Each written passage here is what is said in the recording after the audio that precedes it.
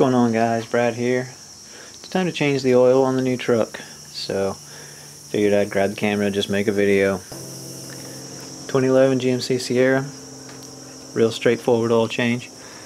So got the oil filler cap right here, left hand side of the engine bay. What I really appreciate about these trucks, it's a whole lot higher than my little import sport cars that I've been driving for the last several years. I don't even have to jack this thing up to change the oil. It's amazing. Okay, going in from the passenger side front tire at the rear.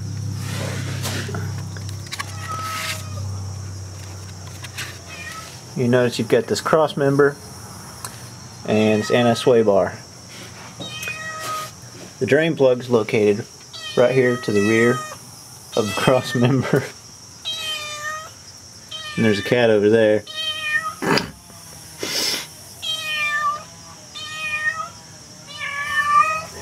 Okay, so the drain plug is a 15mm bolt. For jobs like that, on an oil drain plug, I prefer to use a 6-pointed hex socket as opposed to the 16-point easier fit sockets that are available. You'll get better grip and have less chance of stripping out your bolts or rounding off the edges. Alright, also between this cross member and a sway bar, we'll move to the other side, directly opposite the oil drain plug, and you'll have the oil filter. Both of these items are very easily accessible. That's going to make this a very easy oil change. So no special tools, as long as you've got the oil filter wrench that fits your filter and a 15mm socket. This is going to be a walk in the park. Okay, I just broke loose my drain plug. Be sure you've got an oil pan ready to catch your used oil.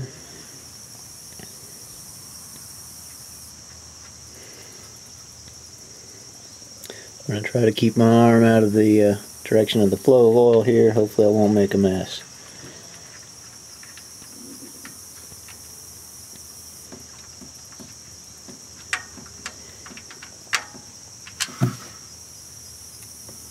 There we go. Alright, we've just about stopped draining. I'm about ready to replace my drain plug. So, I'm going to grab that. Go ahead and thread it back in by hand.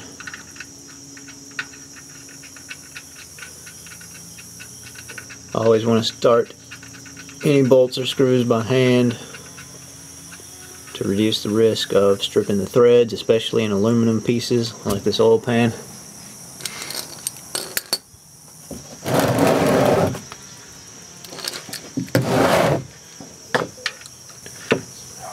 Now you want to turn it until it just stops, and then just give it a little oomph, as I call it. You don't want to over tighten it. You've got the crush washer in between, and you just want to make sure that it's not going to back out. Anything more than that could strip your aluminum threads and cost you a lot of money. So never over tighten. Alright, I've got the appropriate oil filter wrench attached to my ratchet. Alright, I got the oil filter out. I'm going to go back and replace it with a Bosch Distance Plus.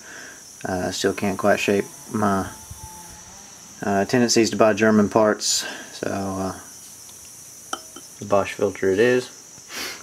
Now you always want to fill up your filter with oil before you replace it. That will help ensure not damaging your parts. It'll help against dry starts. So you want to fill it up. I'm going to go with Mobil 1. This is a brand new truck,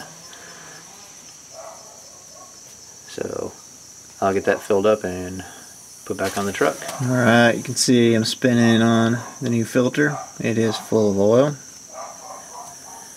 Now I'm going to get it as tight as I can by hand, which is not very tight because I got oil on the outside of it. So you always want to be sure that you've got some zombie napkins laying around. dry it up, get a better grip on things. Alright, that's about as tight as I can get it by hand. I'm going to go ahead, wipe up any spilled oil here off my cross member. Just want to keep this thing clean. Plus the oil will actually work as a solvent and remove this undercoating if you leave it on there.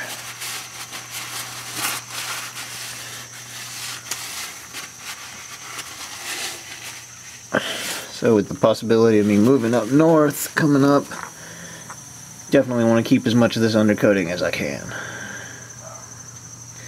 Alright, I want to take my filter wrench, reattach it to my ratchet.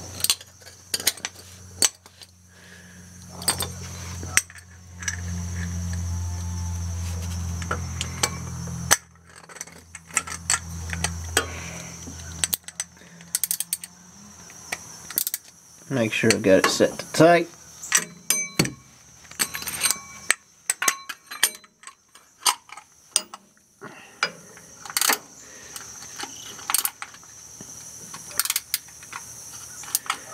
And just snug it up.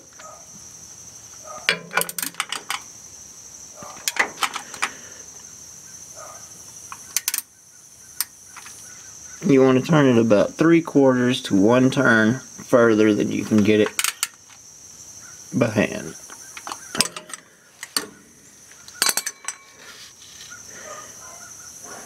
Alright, finally we want to top off our oil.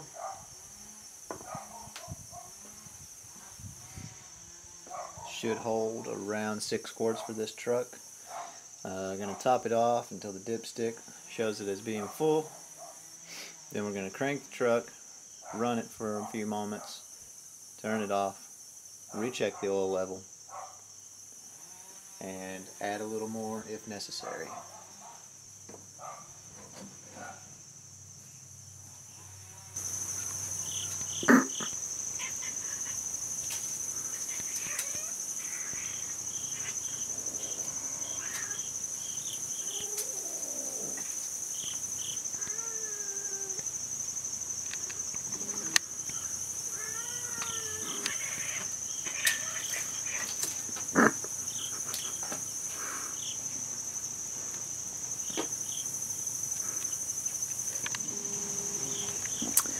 Alright, just got it filled back up, topped it off.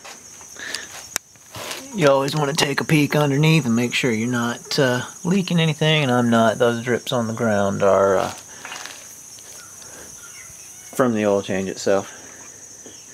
So anyway, it's an easy job.